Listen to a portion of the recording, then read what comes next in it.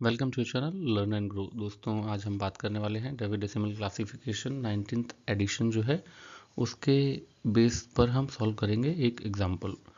और ये जो क्वेश्चन है ये हमारे सब्सक्राइबर ने रिक्वेस्ट किया था, तो ये क्वेश्चन इंपॉर्टेंट हो सकता है आप लोगों के असाइनमेंट या फिर एग्जामिनेशन के पर्पज से। तो जस्ट रिपीटिशन ऑफ कंटेंट है ये कि जो मटेरियल चाहिए मेकिंग डीडीसी कोड के लिए वो क्या होना चाहिए। जो यूज़र ये इस वीडियो को पहली बार देख रहे हैं या पहली बार इस चैनल पे आए हैं उनके लिए बता दूं मैं कि डीडीसी जो है 19th एडिशन बेस्ड ये वीडियो है। तो आपको डीडीसी 19th एडिशन का मैनुअल होना चाहिए हार्ड कॉपी में, या फिर आपके पास डीडीसी जो है 19th एडिशन मैनुअल जो है सॉफ्ट कॉपी मोबाइल या लैपटॉप में आप सेव कर सकते हैं, और या फिर कोई थर्ड पार्टी डॉक्यूमेंट हो जो ओरिजिनल डीडीसी पर बेस हो। और मेरे हिसाब से कि आपके पास सॉफ्ट कॉपी रहेगा तो ईजियर रहेगा आपको क्वेश्चंस को सॉल्व करने के लिए।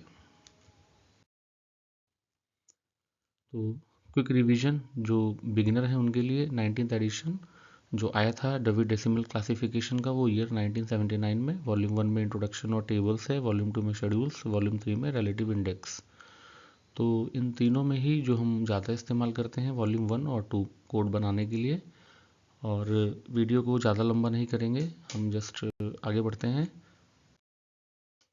तो उसमें आप देख पाएंगे कि जो टेबल्स हैं वॉल्यूम 1 में 19th एडिशन में, हाँ एक इम्पॉर्टेंट चीज़ ये है कि आप जिस भी कॉलेज यूनिवर्सिटी से आप जो भी कोर्स कर रहे हो उसमें आप ये श्योर ज़रूर कर लेना कि आपका जो डीडीसी कंटेंट है सिलेबस में वो किस एडिशन पे बेस्ड है। सपोज़ किसी कॉलेज में अगर 20th एडिशन 23rd एडिशन, तो उसका भी आपको पीडीएफ जो है वो ऑनलाइन गूगल पे सर्च करेंगे तो आपको मिल जाएगा। तो जैसा कि हम जानते हैं कि जो वॉल्यूम 1 में टेबल्स है वो टेबल 1 to 7 है, और जो कंटेंट है टेबल 1 से लेकर 7 तक के बीच में वो आपकी स्क्रीन पर आ रहे होंगे। इन टेबल्स का इस्तेमाल हम लोग कोड बनाने के वक्त ही इस्तेमाल करते हैं। So proceeding further you are able to see on the screen now. मैंने क्या किया है कि जो डीडीसी प्रैक्टिकल है 19th एडिशन का जो पीडीएफ पेज नंबर है वो मैंने टाइप करके रखा हुआ है। तो इसको आप सेव कर सकते हैं या आप स्क्रीनशॉट ले लें। जैसे कि जब आप नेट से गूगल पर आप पीडीएफ लोड करेंगे तो पीडीएफ ये काफ़ी लंबा मैनुअल है, पहली बात तो यही है।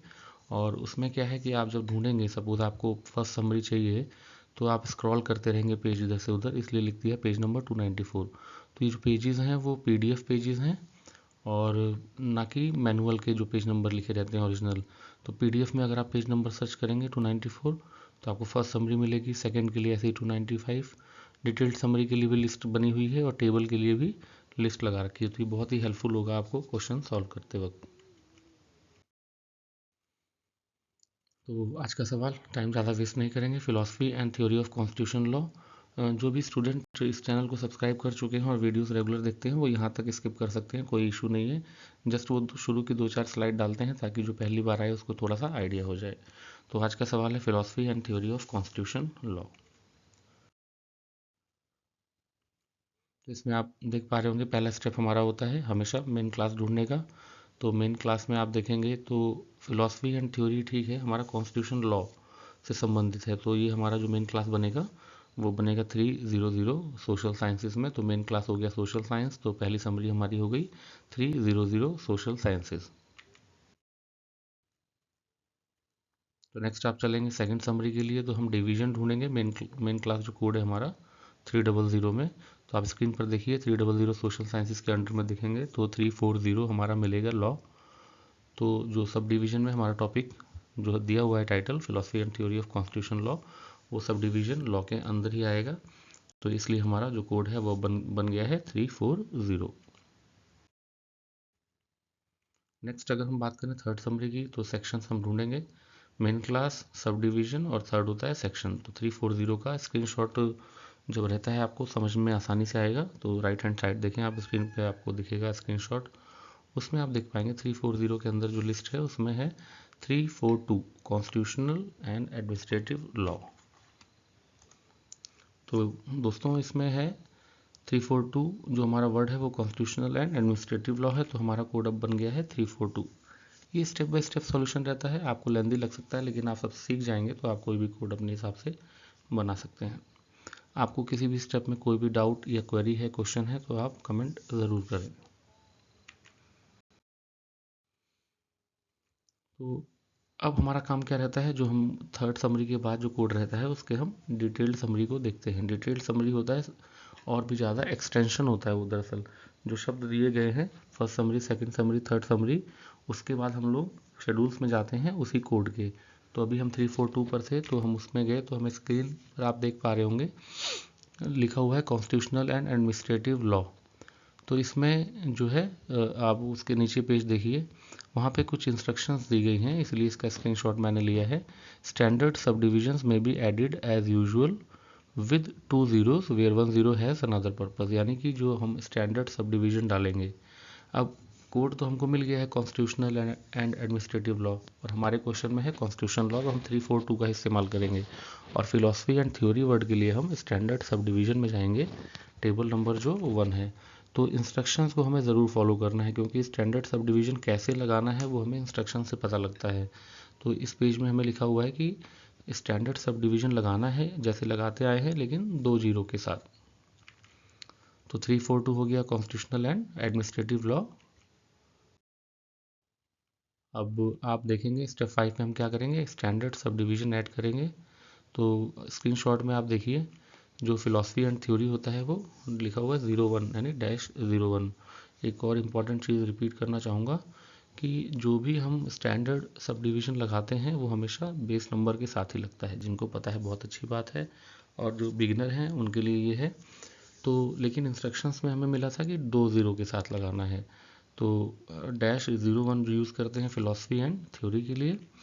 तो हम जो ऐड करेंगे 2 ज़ीरो स्टैंडर्ड सब डिवीजन में as per instructions of law, यानी कि लॉ के क्लास के शेड्यूल में जो इंस्ट्रक्शंस लिखा है उसके हिसाब से हम फिलॉसफी एंड थ्योरी में ज़ीरोस ऐड करेंगे।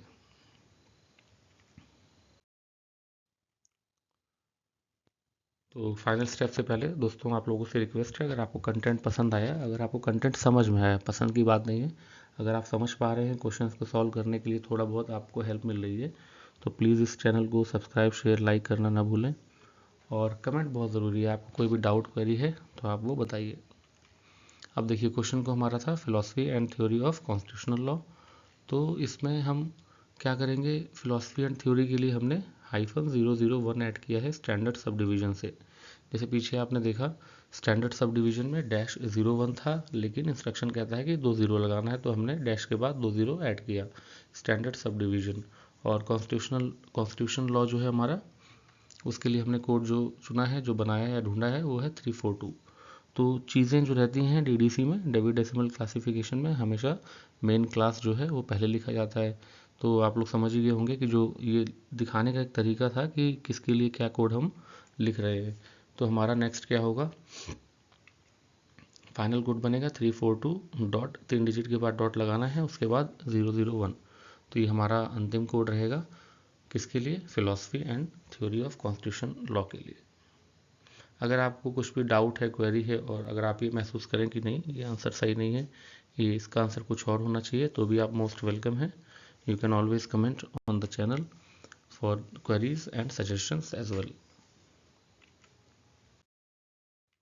और प्रैक्टिस क्वेश्चन आज का रहने वाला है थ्योरी ऑफ इंडियन कॉन्स्टिट्यूशन। ये प्रैक्टिस के लिए इसलिए देता हूँ मैं कि जो मैच रहता है, जैसे क्वेश्चन पहले था उससे रिलेटेड होगा, तो कुछ ना कुछ आपकी ब्रेन स्टॉर्मिंग जरूर होगी अगर आप इस क्वेश्चन को सॉल्व करेंगे। और बेहतर होगा कि आप इस क्वेश्चन को सॉल्व करके उसका जो आंसर है वो कमेंट में ज़रूर लिखें। अगर किसी की कोई स्पेसिफिक क्वेरी है तो आप उसको ईमेल भी कर सकते हैं, मैं उसका रिप्लाई करूँगा। और चैनल का जो मेल आईडी है उसमें है learn.grow1000, यानी कि learn.grow1000@outlook.com। उस पर आप कमेंट करिए, आपको रिप्लाई ज़रूर मिलेगा। तो अंत में यही रिक्वेस्ट है कि सब्सक्राइब, शेयर, लाइक और कमेंट करें। बहुत बहुत धन्यवाद।